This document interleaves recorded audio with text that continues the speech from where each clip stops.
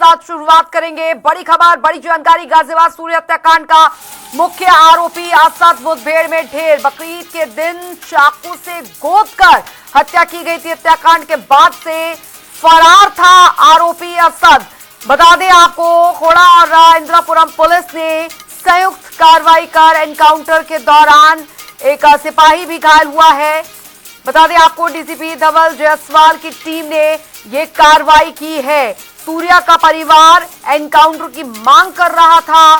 सूर्या हत्याकांड का मुख्य आरोपी असद मुठभेड़ में ढेर। बकरीद के दिन चाकू से गोदकर हत्या की गई थी असद की। हत्याकांड के बाद से आरोपी फरार चल रहा था। खोड़ा और इंद्रापुरम पुलिस ने संयुक्त कार्रवाई की है। एनकाउंटर के दौरान एक सिपाही घायल हुआ है। जानकारी आपको बता दें, यूपी पुलिस की तत्परता के चलते जो मुख्य आरोपी था असद, उसे मार गिराया गया है। बताया जा रहा है कि जब पुलिस ने उसे रोकना चाहा तो उसने पुलिस पर फायरिंग की और इस दौरान पुलिस ने जवाबी कार्रवाई करते हुए जब फायर किया उसमें उसका एनकाउंटर हुआ। और जानकारी मिल रही है, खोड़ा और इंद्रापुरम पुलिस ने यह संयुक्त कार्रवाई की है। एनकाउंटर के दौरान एक सिपाही भी घायल हुआ है। जानकारी मिल रही थी कि जो मुख्य आरोपी असद है, इसने ये भारत से भागने की फिराक में था और यही सूचना दरअसल पुलिस को मिली थी, जिसके बाद पुलिस ने कार्रवाई की और तत्परता पुलिस ने दिखाते हुए ये एनकाउंटर किया, जिसमें मुख्य जो साजिशकर्ता था, मुख्य जो आरोपी था, असद नाम था इस आरोपी का, उसे मार गिराया गया है। एनकाउंटर के दौरान एक सिपाही घायल हुआ है। डीसीपी धवल जायसवाल की टीम ने ये बड़ी कार्रवाई की है और जैसा कि मुख्यमंत्री योगी आदित्यनाथ के निर्देश हैं कि अपराधियों पर जीरो टॉलरेंस की नीति के तहत कार्रवाई हो, वही कार्रवाई यहां पर अमल में लाई गई है। परिवार संतुष्ट नजर आ रहा है, लेकिन परिवार का कहना है कि बाकी आरोपियों पर भी यही कार्रवाई जो है, ऐसी ही कार्रवाई जो है वो होनी चाहिए। और परिवार, इलाके में जो लोग हैं, कई हिंदू संगठन जो हैं वो आगे आए हैं परिवार को मजबूती देने के लिए। उनका भी कहना है कि इस तरीके से सांप्रदायिक सौहार्द बिगाड़ने की जो कोशिश की गई है, उस पर, ऐसे अपराधियों पर नकेल कसी जानी चाहिए।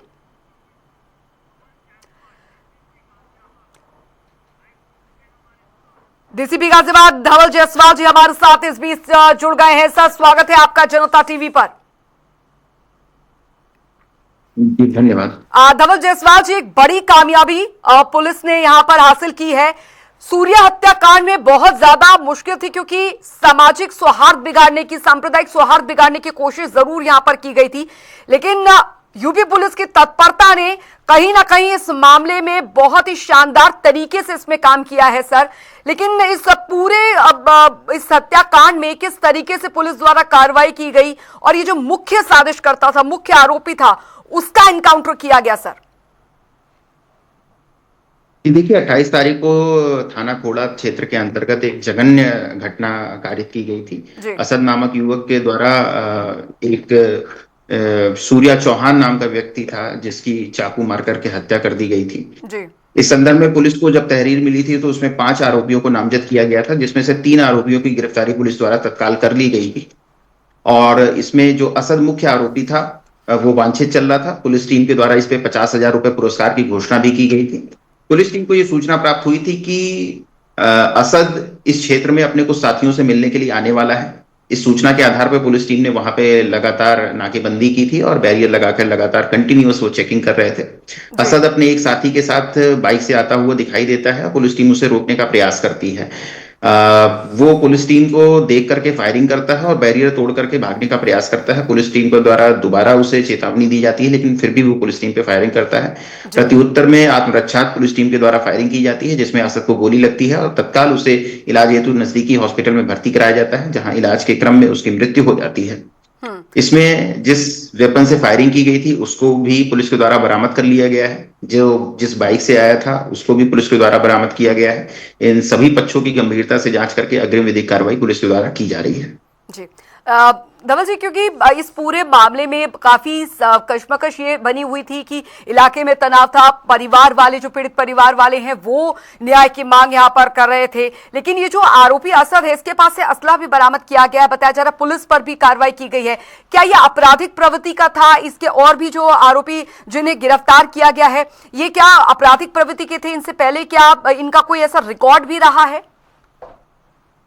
देखिए, अभी ऑफिशियल रूप से इनका कोई आपराधिक रिकॉर्ड तो नहीं है, लेकिन जिस तरह की घटना इन्होंने कारित की थी, जिस तरह से इन्होंने पुलिस टीम पर फायरिंग की थी, तो निश्चित रूप से ये आपराधिक प्रवृत्ति इनकी मानसिकता में थी। और प्रत्युत्तर में जब पुलिस के द्वारा कार्रवाई की गई है तो ये पूरी घटनाक्रम आपके सामने आया है। जी धवल जी, क्योंकि बाकी आरोपी, अभी कितने आरोपी फरार हैं? क्योंकि पुलिस की गिरफ्त में भी जानकारी मिल रही है इस मामले में सम्मिलित आरोपी थे, कुल लगभग कितने आरोपी हैं? और एक मुख्य आरोपी को तो मार गिराया गया है एनकाउंटर में। परिवार वालों का कहना है कि उन बाकी आरोपियों पर भी इसी तरीके की सख्ती कार्रवाई जो है की जाए, क्योंकि आपके नेतृत्व में ये पूरा एनकाउंटर जो है पूरा किया गया है। तो सर, परिवार की मांग है कि ऐसे ही कार्रवाई, ऐसे ही बड़ी और कड़ी कार्रवाई जो है वो अमल में लाई जाए। तो बाकी आरोपियों पर अब किस तरीके से कार्रवाई अभी अमल में लाई जाएगी और कितने आरोपी अभी बताए जा रहे हैं फरार? देखिए, 5 आरोपियों को नामजद किया गया था, जिसमें से 3 आरोपियों को तत्काल गिरफ्तार किया गया था और आज एक आरोपी पुलिस एनकाउंटर में ढेर हुआ है। एक आरोपी अभी भी फरार है, जिसकी पकड़ के लिए लगातार पुलिस टीमें दबिश दे रही हैं। इसमें पुलिस के द्वारा कठोर से कठोर कार्रवाई की जाएगी। इसमें तत्काल चार्जशीट लगा के इसको फास्ट ट्रैक माननीय न्यायालय में हम लोग प्रस्तुत करेंगे, जहां पर अतिशीघ्र ये ट्रायल पे केस जाएगा और हम कोशिश करेंगे इसमें जो कठोर से कठोर सजा है उसका प्रावधान हम लोग सुनिश्चित कराएंगे। जी धवल जी, क्योंकि मुख्यमंत्री योगी आदित्यनाथ द्वारा भी स्पेशल ये ऑर्डर्स हैं, निर्देश हैं कि इस तरीके के मामलों में, इस तरीके के अपराधियों पर जीरो टॉलरेंस नीति के तहत कार्रवाई की जाए। सर, इस कार्रवाई के बाद एक बहुत बड़ा संदेश यहाँ पर देने की कोशिश की गई है कि ना तो अपराध और ना अपराधी यूपी में बर्दाश्त किए जाएंगे। जी बिल्कुल, जीरो टॉलरेंस अपराध और अपराधियों दोनों के प्रति हमारी सर्वोच्च प्राथमिकता में है। जो भी जघन्य अपराध होगा, जो भी दुर्दांत अपराधी होंगे, उनके विरुद्ध कठोर से कठोर कार्रवाई होगी, ये हमारी प्राथमिकता में है। लेकिन सर, इस तरीके के मामले जो है, क्योंकि हमने देखा है कई बार और इस तरह विशेष व्यवस्था की जाती है, चाहे बकरीद हो, चाहे अन्य जो ईद आती है उस दौरान भी, कि सांप्रदायिक सौहार्द ना बिगड़ा जाए। अब ऐसे में परिवार में डर का माहौल है, इलाके में गुस्सा है, डर भी बना हुआ है कि इस तरीके से कोई घटना ना घटे। सर, वहां पर किस तरीके से जो लोग हैं जहां पर ये पूरी घटना हुई है उन्हें कॉन्फिडेंस में लाया जा रहा है? वहां पर क्या कोई सुरक्षा व्यवस्था जो है वो बढ़ाई जा रही है इस तरीके के अपराधियों पर नकेल कसने के लिए? देखिए, वहाँ के जो भी हमारे सम्मानित नागरिक हैं, हम लोग लगातार उनसे संवाद की स्थिति में हैं, उनसे लगातार हमारी बातचीत जारी है। जो मृतक की फैमिली है उनसे हम लोग लगातार बातचीत कर रहे हैं और वहाँ पे अभी फिलहाल वातावरण सामान्य है। पुलिस के द्वारा लगातार वहाँ पे पेट्रोलिंग की जा रही है, संवेदनशील स्थलों पे अतिरिक्त फोर्स का इंतजाम किया गया है और कुल मिला के एक सकारात्मक वातावरण है और पुलिस इस पूरे मामले पर नजर बना के रखी हुई है और परिजनों से बातचीत करके वो भी संतुष्ट है, पुलिस की कार्रवाई से भी वो संतुष्ट है और हम इसमें इस पूरी की कार्रवाई को अपने कठोरतम अंजाम तक पहुंचाएंगे। धवल जी, क्योंकि इस पूरे मामले में पुलिस, यूपी पुलिस की तत्परता जो है वो काफी देखने को मिली, लेकिन एक सवाल यहाँ पर जहन में है, क्योंकि अरशद जब से गायब था, फरार था, बताया जा रहा है वो कई लोगों के संपर्क में आया है, उनसे पैसे लेने आ रहा था, बाहर से बाहर भागने की फिराक में था। किन किन ने उसकी मदद की है या किन किन के संपर्क में वो आया है, इसकी भी तह तक जाने की पुलिस कोशिश कर रही है? निश्चित रूप से इस पूरे घटनाक्रम के हर एक पहलुओं की हम लोग जांच कर रहे हैं कि इनको हथियारों की सप्लाई किसने की थी, इस घटनाक्रम के पीछे आपराधिक षड्यंत्र में कौन कौन शामिल था, कौन कौन ऐसे लोग थे जिन्होंने इनकी मदद की थी। इन सारे पहलुओं पे हम लोग जांच कर रहे हैं। ये सभी तथ्य अंडर इन्वेस्टिगेशन है, शीघ्र ही इस पे भी हम लोग कार्रवाई करेंगे। यूपी पुलिस जो है वो अपनी एनकाउंटर के लिए जानी जाती है, बुलडोजर कार्रवाई के लिए जानी जाती है। परिवार ने कहा है कि पुलिस ने बहुत अच्छे से इस पूरे मामले को तत्परता से आगे बढ़ाया है, एनकाउंटर किया है, बाकी आरोपियों पर भी इस तरह की कार्रवाई की मांग की जा रही है। सर, जल्द ही बुलडोजर कार्रवाई भी उम्मीद यहाँ पर की जा रही है, क्योंकि परिवार की मांग है कि ऐसे लोगों की संपत्तियों पर भी बुलडोजर कार्रवाई जो है वो की जाए। देखिए, इनकी जो भी संपत्तियां हैं उसकी वैधता की जांच हम लोग करवा रहे हैं। इसमें रेवेन्यू डिपार्टमेंट अपनी तरफ से काम कर रहा है और उसकी लीगल जो प्रोसीडिंग्स है हम लोग फॉलो अप कर रहे हैं। शीघ्र ही इस पे भी कार्रवाई हम लोग करेंगे। उत्तर प्रदेश के अन्य, क्योंकि हम देख पा रहे हैं इस तरीके के बदमाश अपराधी जो हैं उन पर नकेल कसी जा रही है, उन पर एक सख्त संदेश देने की कोशिश की जा रही है। सर, इस तरीके की घटनाएं आगे ना हो, इसके लिए किस तरीके की पुलिस ड्राइव जो है वो यहाँ पर आगे की जा रही है या रणनीति बनाई जा रही है, ताकि इस तरीके के सांप्रदायिक माहौल या अपराधी जो है वो उत्तर प्रदेश में पनपने न पाए, या इस तरीके के मामले फिर ना दोबारा कोई फिर सूर्या ना देखने को मिले? देखिए, जो भी इस तरह के अपराधों में लिप्त अपराधी हैं, उनका चिन्हांकन करके उनके विरुद्ध कठोर कार्रवाई की रणनीति हम लोगों ने अपनाई हुई है। इसके साथ-साथ जनता के साथ सीधा संवाद हम लोग स्थापित कर रहे हैं कि कोई भी इस तरह की सूचना हो, संदिग्ध गतिविधि हो, उससे हम लोग को सूचित करें, उस पे हम लोग कठोर कार्रवाई करेंगे। और कुल मिला के एक वार्तालाप के क्रम में हम लोग भी एक स्वस्थ संवाद की नीति अपनाए हुए हैं, जिससे एक स्वस्थ वातावरण का विकास हो और अपराधियों पे कड़ी से कड़ी हम लोग कार्रवाई कर सकें। दादाजी, कंफ्यूजन यहाँ पर ये बनी हुई है, ये मामला जिस तरीके से बना, काफी पहले से परिवार वालों का कहना था ये पूरा कश्मकश चला आ रहा था, लेकिन अब ये क्लियर आउट हो पाया है कि इतनी बड़ी क्या बात हो गई कि इस तरीके से आकर, क्योंकि पूरा सुनियोजित था, जिस तरीके से आए 5-6 लोग थे जिन्होंने घेर कर मारा, पूरी तरीके से घटनाक्रम ये सुनियोजित लग रहा था। लेकिन अभी ये तह तक पता लग पाया है कि आखिर क्या इतनी बहुत बड़ी वजह थी कि उन्होंने इस तरीके की सुनियोजित घटना को अंजाम यहां पर दिया। देखिए, ये सारे लोग पूर्व से परिचित थे, ये सारे लोग आपस में दोस्त थे। कुछ दिनों पूर्व बाइक चलाने को लेकर इनके बीच विवाद की स्थिति उत्पन्न हुई थी। 28 तारीख को जब ये लोग मिले थे तो उस विवाद की कंटिन्यूटी में वहां पर लड़ाई झगड़ा हुआ और गाली गलौज की स्थिति उत्पन्न हुई, जिसमें आवेश में आकर असद नामक युवक ने सूर्या को चाकू मार दिया था और जिसमें उनके गंभीर अवस्था में वो घायल हो गए थे और इलाज के दौरान उनकी मृत्यु हुई थी। तो पृष्ठभूमि में जो इनके बीच की विवाद था वो बाइक चलाने को लेकर शुरू हुआ था और वो विवाद आगे बढ़ गया, जिससे ये घटना कारित हुई। इस पूरे मामले में अभी तक जो फरार आरोपी चल रहे हैं उनके बारे में किस तरीके की सुराग जो है वो मिल पाया है? क्योंकि बताया जा रहा है एक से कई और भी लोग हैं इस मामले में शामिल। आप बता रहे हैं कि भी एक आरोपी जो है वो फरार है, लेकिन परिवार वालों का कहना है कि इसमें कई और लोग भी शामिल हैं। सर, इसकी क्या ये अभी तक पुष्टि हुई है क्या पुलिस रिकॉर्ड में? देखिए, अभी ये सारे तथ्य हम लोग इन्वेस्टिगेशन के अंदर में देख रहे हैं। एक आरोपी फरार है, उसकी भी तलाश हम लोग कर रहे हैं, वो भी मिल जाएगा तो उससे भी हम लोग पूछताछ करेंगे। बाकी जो हमारा इलेक्ट्रॉनिक सर्विलांस है, जो तथ्य सामने आ रहे हैं, जो परिवारीजनों के बयान है, उसके आधार पे भी हम लोग कार्रवाई कर रहे हैं। तो शीघ्र ही इसमें हम लोग इस केस की पूरी कंप्लीशन की ओर आगे बढ़ेंगे।